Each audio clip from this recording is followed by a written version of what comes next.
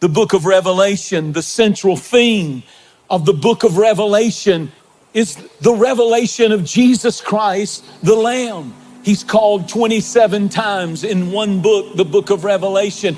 The revelation of Jesus Christ is what the book is called. The book of Revelation is not the uncovering. The word revelation means uncovering. It's not the uncovering of the Antichrist. It's not the uncovering of the end times. It's not the uncovering of prophecy. Certainly those things are in there, but we shouldn't make that the central theme of that book. It's not the uncovering of 666.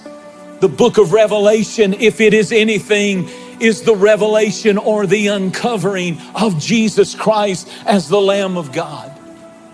27 times in the book of Revelation, the Bible calls Jesus the Lamb of God.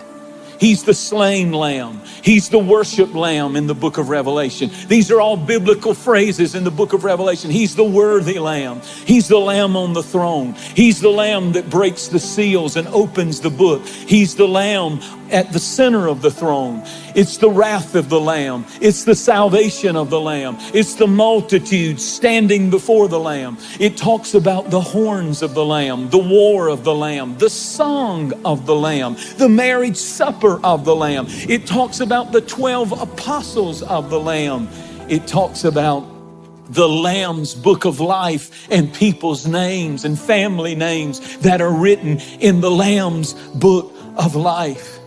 You can do without a lot of things. You can do without the fowl of the air, the beast of the field, or the fish in the sea. But one thing you can't do without in your home is you need a lamb in your home. That's why the Bible said in Exodus 12 concerning the Passover, let every house have a lamb for that house. You've got to have the lamb for your house.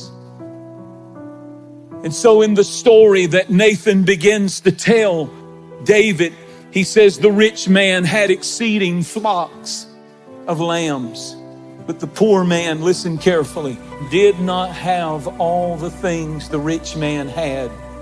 But notice what it said in verse 3, that he had one lamb and he, number one, nurtured it.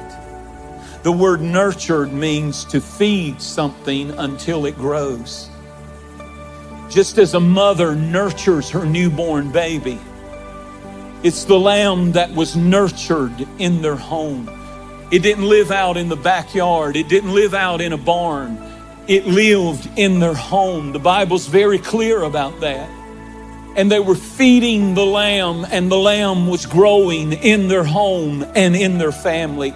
Their family grew up with the lamb. The children were familiar with the lamb. The lamb was a part of their family. The Bible said that he ate at their table. He ate at their table, the lamb. It was not a pet. It was not an animal that they had a distant relationship with, that was not really bonded and connected. He didn't stay out in the barn, in the backyard, out in the field somewhere. But the Bible said that the lamb, it was not a petting zoo lamb. See, that's the kind of how we want to treat Jesus, is we just want to go to church. And we want to have a petting zoo and pet the lamb and then leave after church is over and go do our thing.